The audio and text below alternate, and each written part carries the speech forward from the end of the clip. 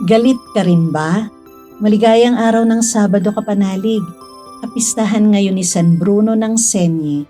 Ito po si Sister Rose Agtarap ng Daughters of St. Paul para sa mabuting balita. Tayo nang magnilay sa Ebanghelyo ayon kay San Mateo.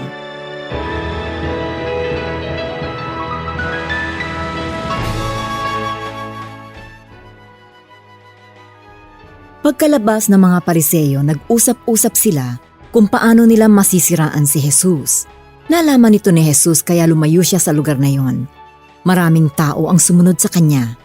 Pinagaling niya ang lahat ng may sakit, ngunit inutusan niya sila na huwag siyang ipamamalita. Kaya natupad ang sinabi ni Isaias, ang propeta. Narito ang utusan ko na aking pinili, ang mahal ko, na siya kong kinalulugdan.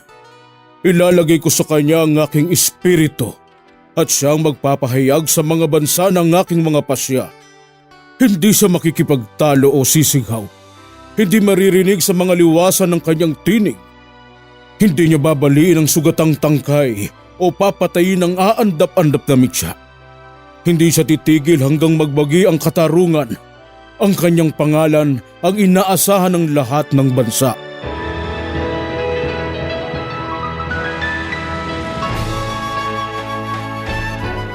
Nakakagulat ang simula ng mabuting balita ngayon. Sa kabila ng paggawa ng mabuti ni Jesus, nagpapagaling, nagdadala ng pag-asa sa mga tao. May mga taong lihim na nagpaplano kung paano siya ipapapatay. Paalala na hindi lahat ng kabutihan agad natatanggapin o pahalagahan. Minsan, kahit tama ang ginagawa mo, may mga taong hindi makakaunawa, manghuhusga o kokontra sa iyo. Ano ang tugon ni Jesus? Hindi siya nakipag-away. Hindi siya gumanti. Hindi siya nagsimula ng kampanya laban sa kanyang mga kaaway.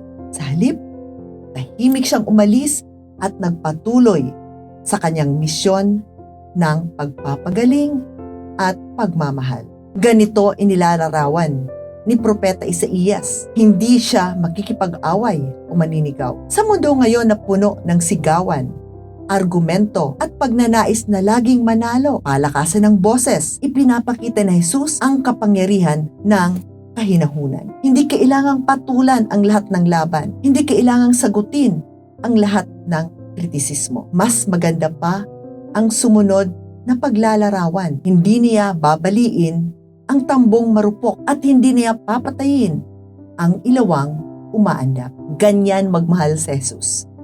Sa ating panghihina, hindi niya tayo tinataboy. Kapag tila paubos na ang ating pag-asa, hindi niya tayo hinuhusgahan.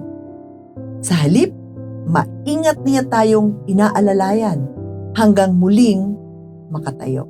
Kapanalig, marahil may bahagi ng buhay mo ngayon na parang tambong marupok o ilawang umaandap. Maaring pagod ka na, sugatan, o nawawalan na ng direksyon.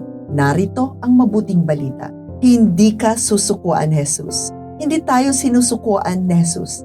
At kung tunay niya tayong tagasunod, tinatawag din tayong maging ganoon sa iba. Hindi pandurog ng mahihina, kundi tagapagpalakas. Hindi tagahusga, kundi tagapagbigay ng pag-asa. Naway hindi natin dagdagan pa ang maraming galit sa mundong ito. Naway pusong katulad ng puso ni Jesus ang maging ating munting ambag sa lahat ng ating nakakasalamuha araw-araw. Mga kapanalig, maraming salamat po sa inyong suporta sa aming misyon, lalong-lalo na sa aming mga donors at sponsors.